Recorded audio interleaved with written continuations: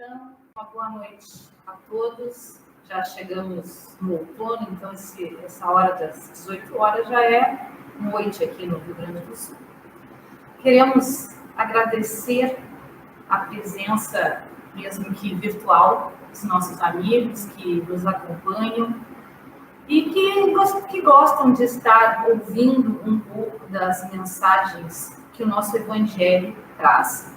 Mensagens essas que nos proporcionam reflexão, bem como uma nova maneira de ver a vida como um ser que precisa reencarnar para o seu processo evolutivo. Para iniciar a nossa exposição da noite, antes da gente conversar sobre o estudo, vamos fazer uma prece para a gente mentalizar coisas boas e sintonizar com os amigos espirituais da nossa querida casa Recanto de Luz. E o texto para hoje é: decidir ser feliz. Se a voz interior te diz caminha e ficas parado, se te diz vence e te contentas com a derrota, se te diz acredita e te acomodas à descrença, se te diz ama e prefere o egoísmo, se te diz espera e adotas a impaciência, então como será feliz? Para ser feliz, segue as leis de Deus, do amor, do crescer contínuo e mantém a alegria e a paz. Acredita que a tua força supera obstáculos e faze agora o melhor que possas. Não esperes para começar amanhã, porque poderás ter esquecido que o agora te propõe a fazer. As dificuldades passam. Surge lindo o sol quando as nuvens passam. Que assim seja. Então, o nosso estudo da noite, dando continuidade ao estudo do Evangelho, hoje nós estamos no capítulo 12 e, como o nosso querido amigo Paulo Melo falou na semana passada, ele iniciou o trabalho falando do duelo, hoje nós vamos dar continuidade a esse trabalho, onde a gente vai se referir aos itens 13, 14, 15 e 16. E, para começar, nós vamos fazer alguns questionamentos que poderão ser respondidos no decorrer do estudo. E a primeira pergunta, e essa é uma pergunta que tem muito a ver com os meus primeiros entendimentos, a primeira vez que eu vi, o que eu li intensamente o Evangelho, e eu me dei conta que lá tinha o duelo, eu fiquei pensando, existem duelos? E um outro questionamento, por que está no Evangelho uma fala, um estudo sobre o duelo? E para responder o primeiro questionamento, a gente pode dizer que sim, existem mais duelos do que a gente imagina. Só que geralmente quando a gente imagina um duelo, a gente recorre a cenas de filmes antigos, filmes medievais, ou até mesmo da história, né, contando de duelos, de lutas em relação a religiões, né, e esquece de alguns duelos que estão dentro de nós. Mas a gente fica pensando, esses duelos que a gente recorda na memória, a sociedade com o processo evolutivo foi abandonando e banindo, né, porque muitos eles eram considerados até atrações, né, como o grande Coliseu de Roma, ele era uma atração, aconteciam duelos entre homens e animais. E isso hoje a gente já vê com olhos de condenação por uma atitude como essa. Mas, quando a gente fala que existem ainda duelos, e esses duelos são mais do que a gente imagina, um duelo que a gente imagina e a gente consegue ver, a gente ainda vê violência e algumas lutas em questão de poder. Né? No nosso país, a gente vê nas grandes cidades a guerra do tráfico, pelo poder do dinheiro. Né? A gente vê no Oriente Médio lutas pelo poder de ter ou de ter uma liderança religiosa ou pelo petróleo, né? Então a gente ainda vê esse tipo de duelo visualmente. E a gente se pergunta por que esses duelos em relação ao poder existem? E a gente pode responder por causa de dois defeitos grandes de nós espíritos. O orgulho, que é o que nós definimos como um conceito elevado da própria pessoa, do seu amor próprio, bem como da vaidade, né? O desejo de merecer atenção, ser bajulado e se vangloriar em relação a isso. E quando a gente percebe que o duelo está envolvido o orgulho e a vaidade, é quando a gente consegue responder o segundo questionamento. Por que está no Evangelho o duelo?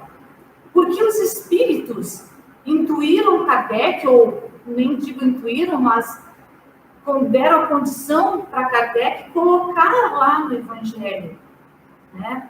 Porque a maldade existe na humanidade.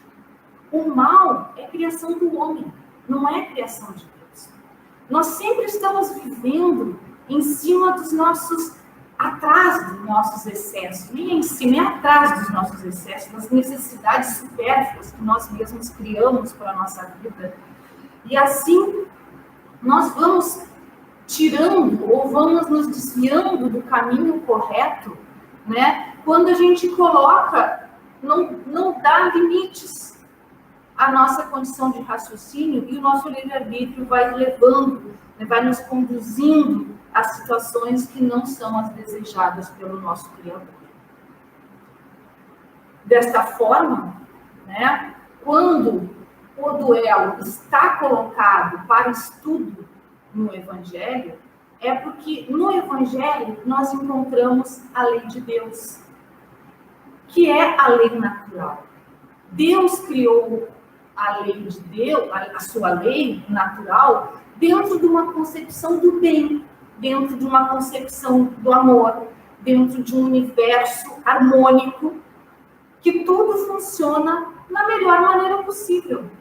Porém, nós, com as nossas atitudes egoístas e cheias de orgulho e uma vaidade exacerbada, nós acabamos tirando esse equilíbrio natural e deixando o mundo muito desarmônico, que é quando a presença do mal aparece.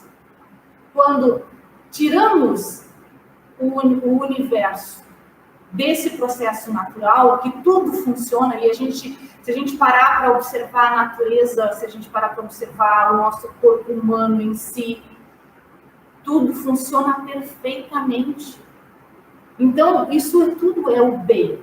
No momento que a gente destrói a natureza, ou que a gente destrói o nosso próprio corpo, as coisas começam a não ficar mais harmônicas, e é quando o mal está acontecendo.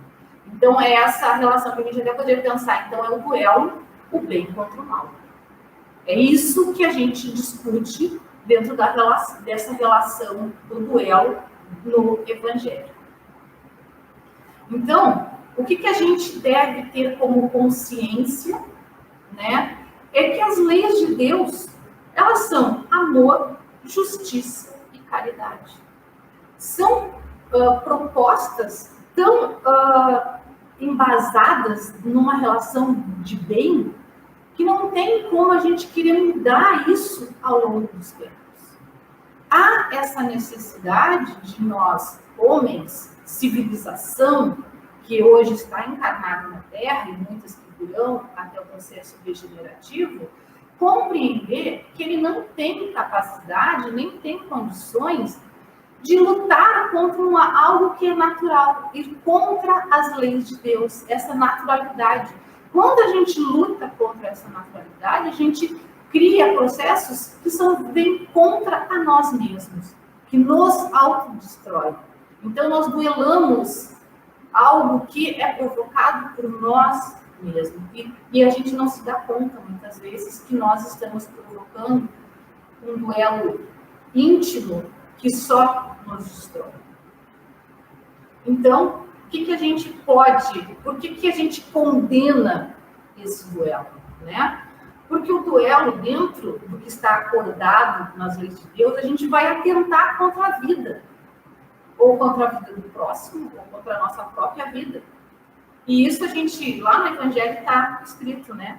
Ou a gente provoca o assassínio, né? Quando se mata alguém, ou o próprio suicídio, quando nós tiramos a nossa própria vida. E o duelo, ele nada mais é do que o atraso da humanidade. É algo que, se for pensar para o processo evolutivo do nosso planeta, é algo que é inadmissível. Não podemos admitir ainda que nós não compreendamos a lei natural. Que nós ainda, depois de 2000 anos que Jesus veio à Terra e deixou exemplos maravilhosos do bem, do amor, da caridade, nós ainda lutamos contra essas qualidades, lutamos contra o bem. E o pior, muitas vezes se luta em nome de Deus, achando que isso está correto. Então, essa reflexão que a gente vem trazendo é porque nós não vamos, nosso planeta não vai evoluir enquanto nós não compreendermos essa relação. E aí eu venho falando, a princípio a gente está falando de duelos na prática, né, na ação, ir para o fronte e duelar. Mas existe um duelo nos dias de hoje, e eu não pude deixar de colocar na nossa fala, porque é algo que muitas vezes me incomoda, que são os duelos a partir da fala, da palavra, né? E mesmo sendo a partir dessa prática da fala, a gente não está deixando de lado aquilo que leva a esse duelo, que é os defeitos do egoísmo, do orgulho e da vaidade. E o que eu estou falando? E eu acho que todo mundo vai se dar conta disso. O que é observar as nossas redes sociais? Eu vejo como as redes sociais, que muitas vezes elas se tornaram um ringue, né? Ou uma arena. Porque a polarização de ideias leva o homem a discussões gigantescas, tudo por uma questão de orgulho ferido, que intensificam quando ganham essa notoriedade das redes sociais. E é uma luta constante que a gente tem que fazer para reconhecer, né, esses sentimentos que são o orgulho e a vaidade, que está tão enraizado no nosso íntimo, né? E a gente, muitas vezes, quando eu falo íntimo, vem da questão até de instinto, e a gente deixa de ter a razão. A nossa principal diferenciação dos organismos vivos. Nós temos instinto, mas nós temos a inteligência racional que nos diferencia de tudo, que consegue fazer com que a gente possa discernir o que é certo e o que é errado. E quando nós deixamos encolerizar e deixar que o orgulho e a vaidade imperem nas nossas atitudes, a gente acaba deixando esse processo racional de lado. E que nos leva, muitas vezes, a ter atitudes e ações e palavras, né, de uma forma que a gente acha que vai resolver a nossa honra ferida. Muitas vezes isso em redes sociais.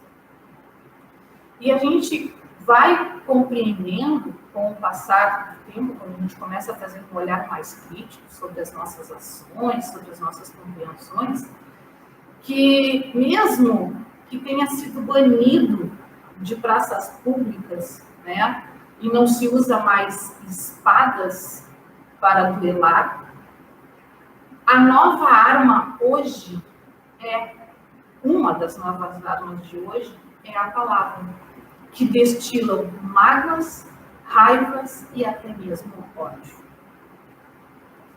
E a evolução, né, das leis, né, que a gente fica, então se foi banido, quer dizer que tem leis que punem né, esse duelo em praça pública. Elas vêm com um processo evolutivo que o planeta, que acontece com o planeta com o passar dos anos, e daqui a 150 anos nós vamos passar pelo processo de regeneração, que é quando a gente começa a reprimir certas atitudes que a gente considera hoje animalizada e até de selvageria, né? Mas, quando a gente utiliza da palavra, ou até mesmo de uma ferramenta que a gente não dá valor, muitas vezes, mesmo que a gente fala do pensamento, mas às vezes a gente esquece do poder, da energia emitida pelo pensamento, que a gente arremessa, né? Eu posso dizer assim, que a gente arremessa dardos mentais envenenados que carregam sentimentos de tanta infelicidade para atingir aquele outro que nos contrariou de alguma forma. Então, a gente pode ter a relação que o nosso pensamento é uma arma que ela pode ser muito bem usada para o bem, mas ela também pode ser muito bem usada para o mal. E quando a gente irradia essas vibrações, a gente acha que a gente só atinge a quem a gente quer duelar. Mas muitas vezes a gente recebe muito mais do que a gente transmite. Né? Por mais que a gente tenta, a gente fica com aquela irritação e a gente sente a angústia, né? E a gente fica se destruindo. Essas energias que a gente emana para o outro, elas são destrutivas. E aí a gente volta para aquelas duas relações. A gente está tentando matar alguém e a gente está se matando pelo mesmo processo de energia. Então, e a gente faz isso com mais frequência do que a gente imagina. Sempre que a gente endereçar pensamento contra pessoas que não nos compreendem, ou que a gente não tem simpatia, ou que não aceita a maneira com que eu trabalho, ou a maneira com que eu enxergo a vida, né? Ou que me despertam um certo sentimento de egoísmo, e que até mesmo dentro da nossa família a gente não tem o mesmo compartilhamento de pensamentos, ideológicos, né? A gente fica amargurando sentimentos de raiva, de ódio, e emite isso para as pessoas e fica sofrendo também. Então, a gente não pode desconsiderar que esse é um processo de duelo também. Hoje, modernamente falando, nós duelamos pela palavra e duelamos pelo pensamento. E como o pensamento, ele é uma energia que tem uma velocidade tão gigantesca, ela acaba sendo a mais feroz possível. É o duelo que mais pode matar nos dias atuais. Então, nós devemos, né, ter entendimento que nós somos seres individuais. A própria individualidade é o que nos caracteriza como espíritos, né? E que a gente traz vivências de outras encarnações e isso nos proporciona as diferenças, a maneira com que a gente dá sentido a certas situações, né? E a gente tem que evoluir, amadurecer e compreender essa individualidade, que as pessoas não vão pensar igualmente. E nós temos que ter o respeito sobre essa relação, esse sentimento, para com as situações que nos fogem muitas vezes do caráter racional, e a gente tem que voltar a esse caráter racional, porque é algo que não é natural, é fora da natureza divina, então é uma prática do mal. E como eu já estava falando, né, tudo isso que a gente sente, a gente tem que pensar que também está lá no Evangelho, né, a lei do retorno. Tudo que é mal que a gente pratica, ele retorna para nós. E é tão destrutivo. É uma forma que a gente tem que compreender as necessidades do porquê que a gente veio para esse plano físico, que é para evoluir. Então, deixar o orgulho de lado e compreendermos que nós somos tão pequeninos e necessitamos tanto enxergar o que o nosso Pai quer de nós, que é evoluir, que é amar, que é respeitar.